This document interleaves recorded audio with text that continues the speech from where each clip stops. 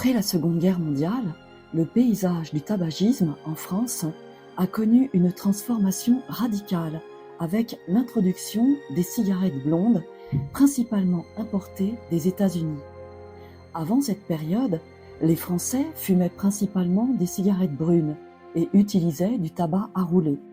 Les cigarettes blondes, perçues comme plus modernes et légères, ont rapidement gagné en popularité grâce à des campagnes de marketing agressives et à une perception erronée de leur moindre dangerosité.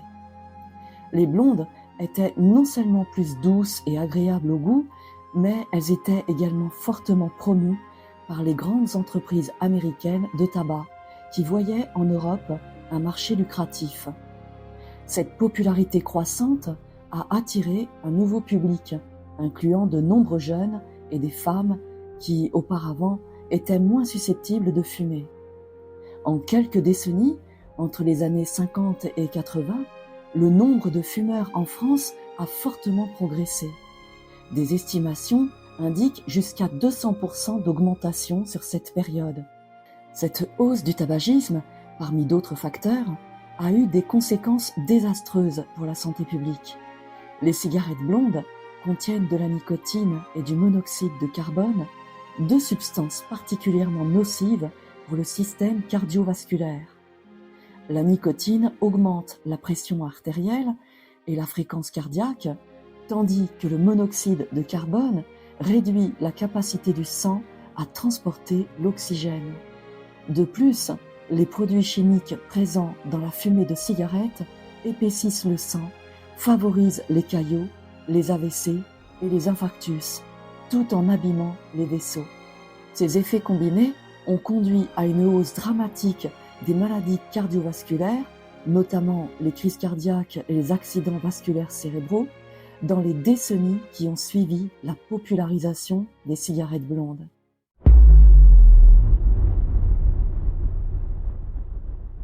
Face à l'augmentation des maladies cardiovasculaires, attribuées à l'époque aux graisses saturées, les années 70 ont vu un changement majeur dans les habitudes alimentaires: l'adoption des céréales comme base de notre alimentation.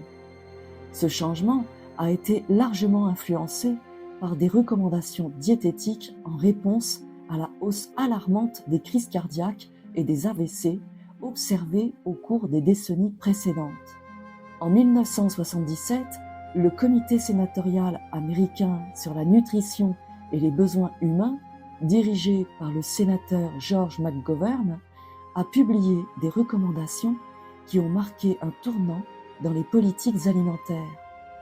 Ce rapport prônait une réduction de la consommation de graisses saturées et de cholestérol et une augmentation des glucides complexes tels que ceux présents dans les céréales. Cette orientation a été adoptée par de nombreuses institutions de santé publique à travers le monde, y compris en Europe. L'industrie agroalimentaire a rapidement réagi à ces nouvelles directives. Les céréales de petit déjeuner ont été commercialisées comme une optique saine et pratique. Le marketing intensif a encouragé les consommateurs à adopter ces produits comme un pilier de leur alimentation quotidienne. Cette période a vu une augmentation significative de la consommation de céréales raffinées telles que le pain blanc et les pâtes. En 1980, le USDA, United States Department of Agriculture, a publié ses premières directives alimentaires pour les Américains, basées en partie sur le rapport McGovern. Ces directives ont recommandé une alimentation riche en glucides complexes et faible en graisses saturées. Cependant, cette transition vers une alimentation riche en glucides n'a pas été sans conséquences. Les céréales raffinées, dépourvues de fibres et de nutriments essentiels, ont contribué à une augmentation des taux d'obésité et de diabète de type 2. De plus, la surconsommation de sucre ajouté dans de nombreux produits céréaliers a exacerbé ces problèmes de santé.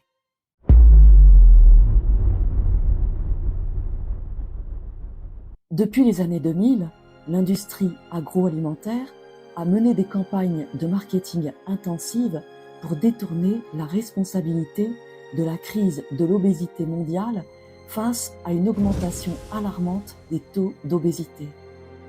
Ces entreprises ont cherché à minimiser leur rôle en promouvant des messages de santé publique simplistes tels que le célèbre slogan « Manger, bouger ». Ce slogan, bien qu'apparu comme un conseil de bon sens, masque une réalité beaucoup plus complexe et permet au secteur agroalimentaire de continuer à vendre des produits malsains tout en évitant la responsabilité des problèmes de santé publique qu'ils engendrent. Le livre de Marion Nestle, Food Politics, How the Food Industry Influences Nutrition and Health, en 2002, examine comment les grandes entreprises alimentaires utilisent leur pouvoir politique pour influencer les recommandations nutritionnelles et les messages de santé publique.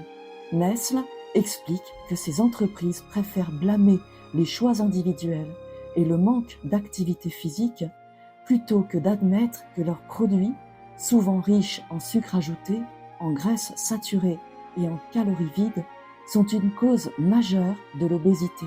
Kelly G. Brunner et Catherine Butler Hogan, dans leur ouvrage Food Fight, The Inside Story of the Food Industry, America's Obesity Crisis, and What We Can Do About It, en 2003, décrivent les stratégies de relations publiques des entreprises alimentaires. Ils montrent comment des slogans comme « Manger, bouger » sont utilisés pour déplacer la responsabilité de l'industrie vers les consommateurs.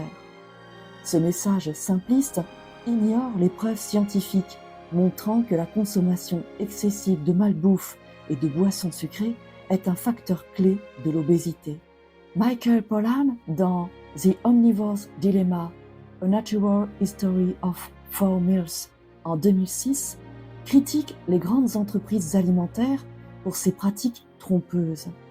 Pollan explore les origines des produits alimentaires transformés et met en lumière comment les messages marketing peuvent être manipulés pour cacher les effets néfastes de ces produits sur la santé. Il souligne que la complexité de la chaîne alimentaire moderne rend difficile pour les consommateurs de faire des choix éclairés, aggravant ainsi la crise de l'obésité. David Ludwig, en 2016, dans son livre Always Hungry, Conquer Cravings, Retrain Your Fat Cells and Lose Weight Permanently, attaque les slogans de santé publique comme « Manger, bouger » pour leur simplisme et leur inefficacité.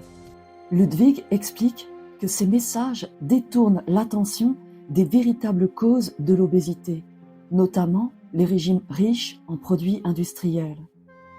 Il appelle à une approche plus équilibrée et réaliste de la nutrition et de la santé publique. Enfin, en 2012, dans leur livre Why Calories Count, From Science to Politics, Marion Nestle et Malden Neesheim analysent comment les industries alimentaires utilisent des slogans pour influencer les perceptions du public. Ils montrent que les messages tels que « Manger, bouger » sont souvent une tentative de l'industrie pour éviter des régulations plus rigoureuses et des changements significatifs dans la production alimentaire. Ces analyses montrent clairement que les slogans de santé publique utilisés par l'industrie alimentaire ne sont pas simplement des conseils bien intentionnés.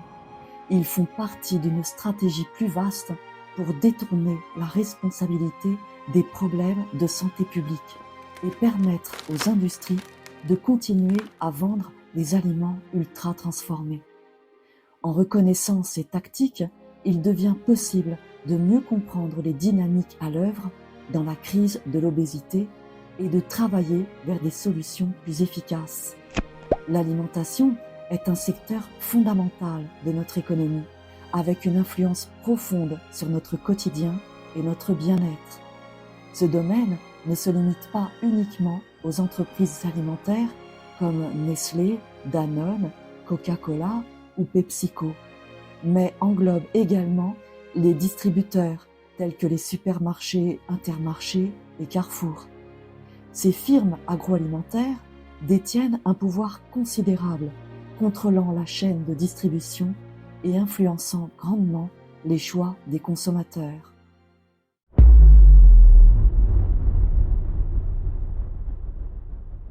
Les aliments ultra transformés, notamment les hamburgers, les boissons sucrées et autres formes de malbouffe, dominent de plus en plus nos régimes alimentaires modernes. Ces produits, riches en glucides raffinés, sucres ajoutés et graisses saturées, sont des piliers de l'industrie de la restauration rapide et des supermarchés. Leur consommation régulière a des effets néfastes sur la santé, principalement parce qu'ils contribuent de manière significative à l'augmentation de la masse corporelle et à l'obésité. Les hamburgers, symbole emblématique de la malbouffe, sont typiquement composés de pain blanc, de viande grasse, de fromage fondu et sont souvent accompagnés de frites et de boissons gazeuses. Le pain blanc, un glucide ultra transformé, est dépourvu de fibres et de nutriments essentiels en raison du processus de raffinage. Consommer du pain blanc entraîne des pics de glucose dans le sang, suivis de chutes rapides, ce qui provoque des fringales et une surconsommation alimentaire. De plus, la viande grasse et le fromage ajoutent une quantité considérable de calories, exacerbant encore la prise de poids. Les boissons sucrées, telles que les sodas et les jus de fruits industriels, sont parmi les principales sources de sucre ajouté dans l'alimentation moderne. Une canette de soda peut contenir jusqu'à 40 grammes de sucre, l'équivalent de 10 cuillères à café. La consommation de ces boissons entraîne une absorption rapide de glucose, augmentant la production d'insuline. L'excès de sucre est ensuite stocké sous forme de graisse dans le corps, contribuant à l'augmentation du poids. De plus, les boissons sucrées n'apportent aucune satiété, ce qui pousse les individus à consommer plus de calories sous d'autres formes alimentaires. La junk food en général, y compris les snacks, les pâtisseries industrielles et les plats préparés, est souvent riche en sources de glucides simples. Ces produits sont élaborés pour être hyper palatables, c'est-à-dire qu'ils sont conçus pour être si savoureux qu'ils incitent à une surconsommation. Les additifs, arômes artificiels et autres ingrédients présents dans ces aliments augmentent leur attrait, mais aussi leur potentiel à perturber les signaux de faim et de satiété. Par conséquent, les consommateurs mangent souvent au-delà de leurs besoins énergétiques, entraînant une accumulation de graisse corporelle. Ces produits riches en sucre raffiné ont un indice glycémique élevé, ce qui signifie qu'ils provoquent des augmentations rapides et importantes du taux de sucre dans le sang.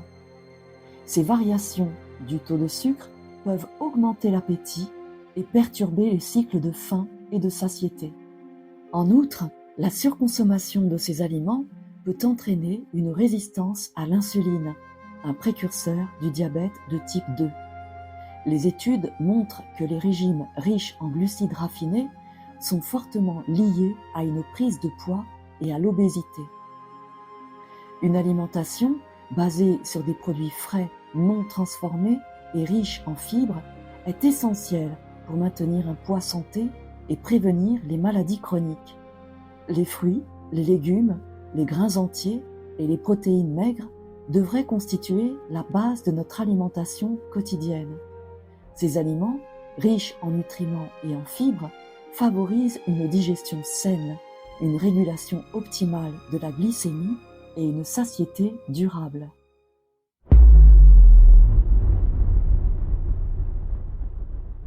Si vous suivez mes conseils et adoptez une alimentation saine et équilibrée, axée sur des aliments frais, non transformés et riches en nutriments, vous pouvez non seulement améliorer votre santé, mais aussi rajeunir et retrouver une vitalité optimale.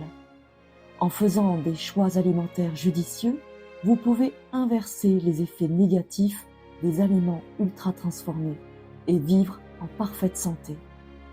Prenez en main votre alimentation dès aujourd'hui et faites le premier pas vers une vie plus saine et plus énergique.